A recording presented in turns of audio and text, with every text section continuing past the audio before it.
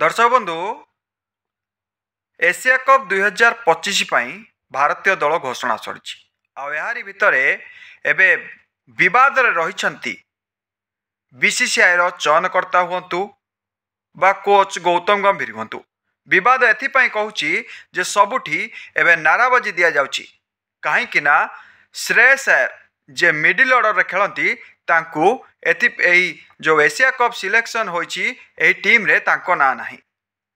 यापर चर्चा सबुठी जोर धरी यार भितर श्रेयस अय्यर बापा जे संतोष अय्यर अच्छा से मुह खोली निज पुओ को टीम रे स्थान न मिलवा परे से प्रथम थर पाई किछि बयान रखिछंती। तबे आपण माने जानिथिबे जे चैंपियंस ट्रॉफी 2025 रे उन्नत मानर प्रदर्शन करथिले श्रेयस अय्यर एमिति कि आईपीएल 2024 ठू आरंभ करी 2025 पर्यंत एई दुईटी वर्ष तांको पाई बहुत भलो थिला इवन कैप्टेनसी रे हो किंबा एज ए बैट्समैन 2024 रे आपण मानकर मने थिबो केकेआर बा कोलकाता नाइट राइडर्स को से चैंपियन कराइथिले। या परे 2025 रे जतेबेले से कोलकाता छाड़ी पंजाब किंग्स रे जोग दैथिले सेतेबेले आशा थिला जे दल को से एक भल पोजिशन को नेबे हेले यहाँ जना नथिला जे दीर्घ 11 वर्ष परे से दल को फाइनल ले प्रवेश कराइबे हुए तो फाइनल ले हारी जिबा तांकर बैड लक थाई पारे से तो अलग कथा किंतु वर्तमान जहाँ आलोचना करा जाउछि जहाँ चर्चा करा जाउछि से होछि चयन को नहीं टीम इंडिया रो जो सिलेक्शन कमिटी रही एवं कोच गौतम गंभीर सह सूर्य कुमार यादव मध्य जे कैप्टेन अच्छा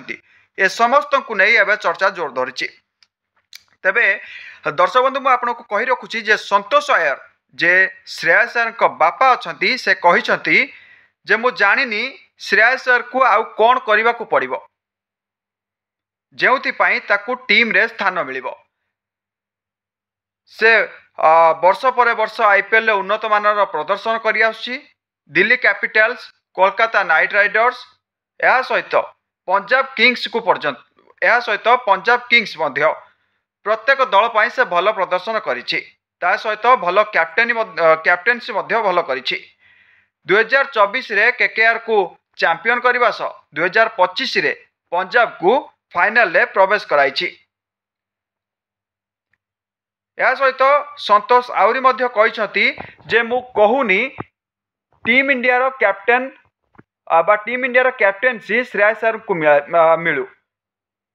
एटलिस्ट तांको दल रे स्थान मिलू एक था श्रेयस अय्यर बापा कहिसंती एक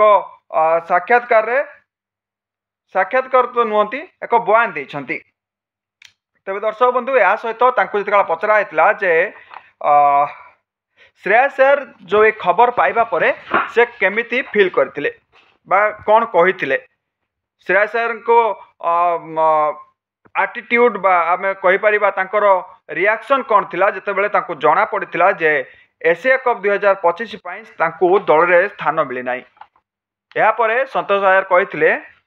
जे he said it is my luck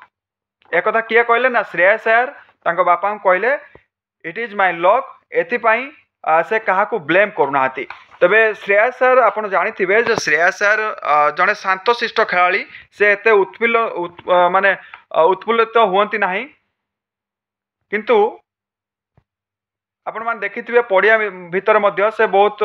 बिंदास माइंड रे खेलती किंतु जेतेबेले एक कथा जना पड़िला जे तांको दल रे स्थान मिलनी एमिति कि 5 जण जो रिजर्व खेलाड़ी रहिछन्नी सेथिरे मध्य तांको ना नाही जोटी रियान पराग को ना रही वाशिंगटन सुंदर को ना रही यशस्वी जायसवाल को ना रही सेठी श्रेयस अय्यर को ना नाही जहां नहीं समस्ते आचंबित हो जाते जो माने क्रीड़ा प्रेमी अच्छा जो माने प्रशंसक अच्छा जो माने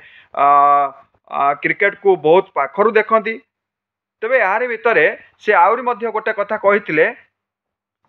जे श्रेयस अय्यर एक कथा जानी पारिबा परे मध्य जो सिलेक्शन न होबा परे मध्य एक कथा जानिबा परे मध्य से तांको मुहरे सेमिति किछि दुख देखा देई नथिला से हुए तो भितरु भांगी पड़िथिबे एक कथा संतोष अय्यर କହିଛନ୍ତି। ତେବେ ଆପଣମାନଙ୍କୁ କ'ଣ ଲାଗୁଛି ଶ୍ରେୟାସ ଆୟର ଭାରତୀୟ ଦଳରେ ସ୍ଥାନ ନ ମିଳିବା ପଛରେ କାହାର ବଡ଼ ହାତ ରହିଛି? କିଏ ଚାହୁଁଛି ଯେ ସୁମନ ଗିଲ୍ ଏଜ୍ ଏ ଭାଇସ୍ କ୍ୟାପ୍ଟେନ୍ ଯେତେବେଳେ ପ୍ରବେଶ କରିଛନ୍ତି ଦଳରେ ସେତେବେଳେ ଶ୍ରେୟାସ ଆୟରଙ୍କ ଭଳି ଏକ ବଡ଼ ଖେଳାଳି ଦଳରେ ସ୍ଥାନ ନ ମିଳିବା କେତେ ଦୂର ଯଥାର୍ଥ ଆମକୁ କମେଣ୍ଟ କରି କୁହନ୍ତୁ।